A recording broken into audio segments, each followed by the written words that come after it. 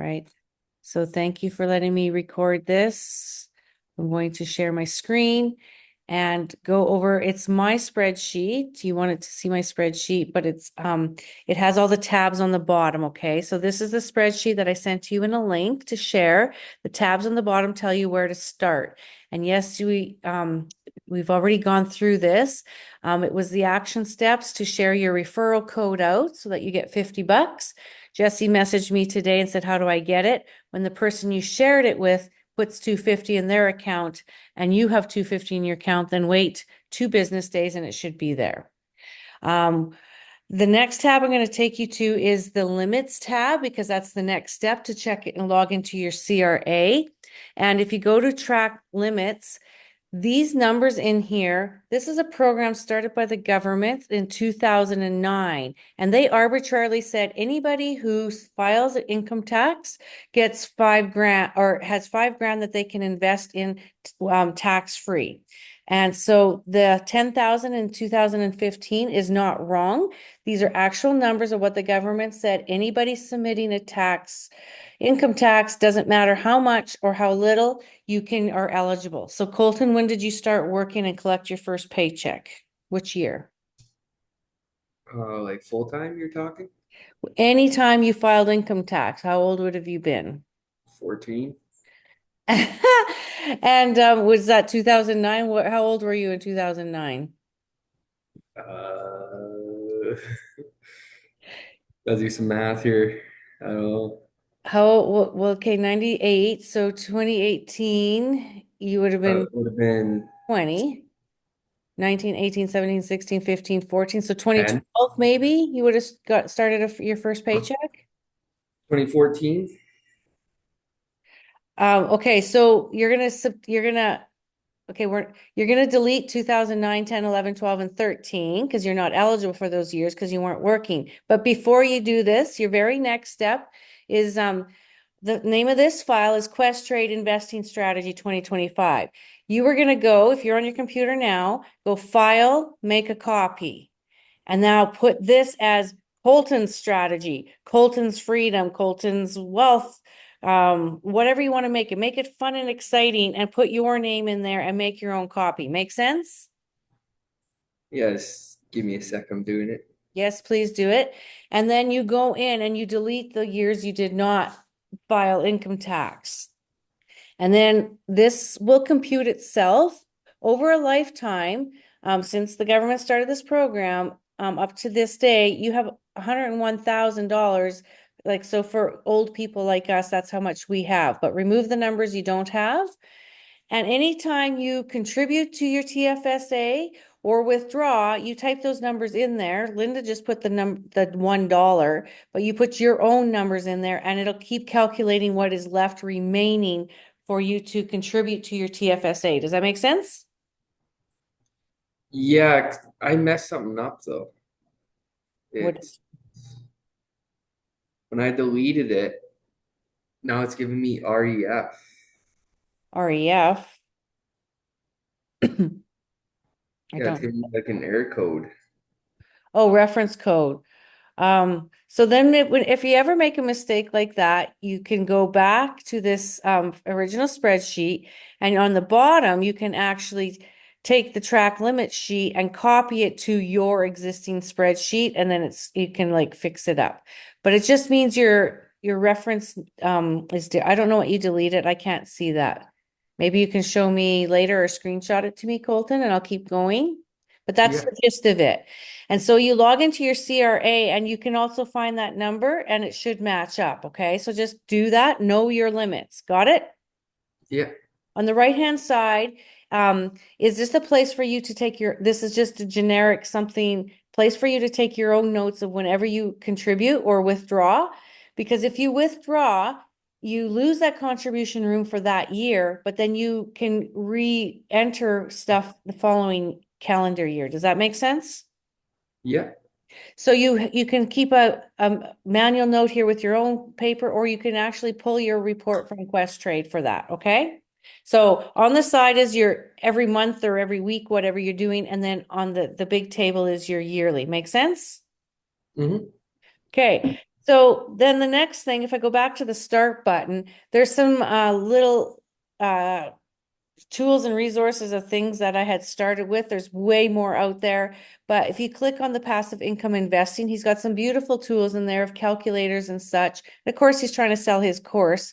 But what I actually did is he has some free sample portfolios. So under Canadian sample portfolios, I pulled this sheet in because he already did. I was going to do this, but it's like, well, you already did it. Are you following me? Are you on Canadian sample portfolios? Yeah, I'm okay. Okay, so at the top, the first portfolio, when we talk portfolios, it basically means that you put some ETFs or stocks into your investing strategy, and you can actually ask Questrade to do that for you, but they charge a fee, and it's not that hard. Just don't let yourself get overwhelmed. But the top one is just for basic income targeting. Okay, so you can see these ETFs, cover called ETFs. And I will answer any of your questions, Colton, after if I just can give you the general overview to start, if that's okay.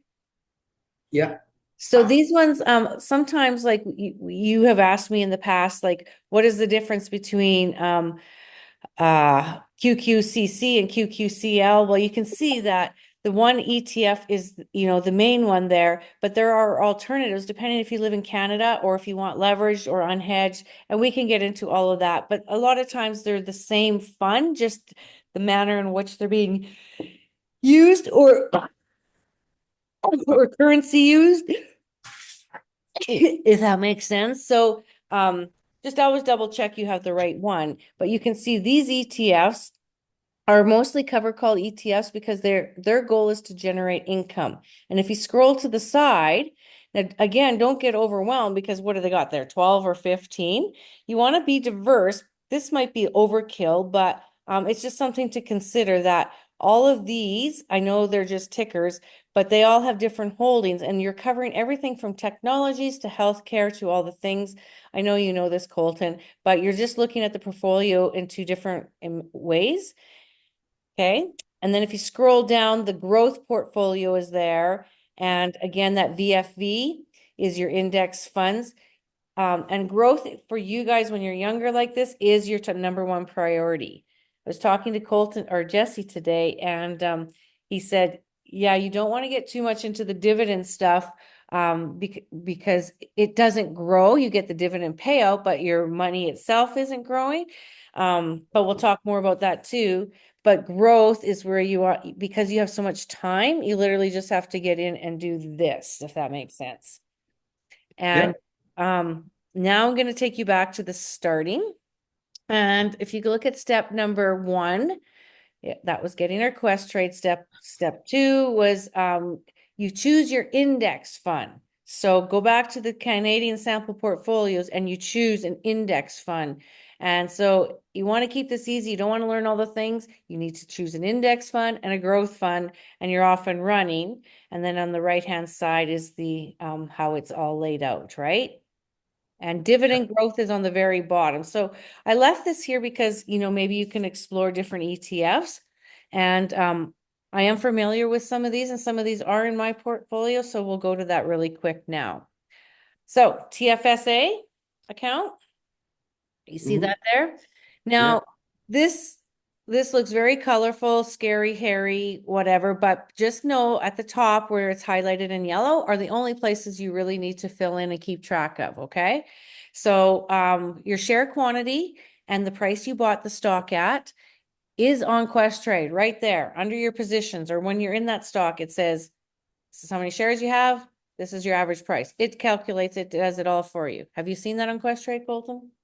I have, yeah. Okay, so you just fill that in. Now, this was mine at one point when I was trading and doing the things. And you can see I have a variety of colors here. I suggest on your template, not mine, please, under share quantity, if it's not one you have, put 0.0001. And that is just because you can't put one because the spreadsheet doesn't work. But if it's not one you're interested in, put that 0.0001. Make sense? hmm Okay.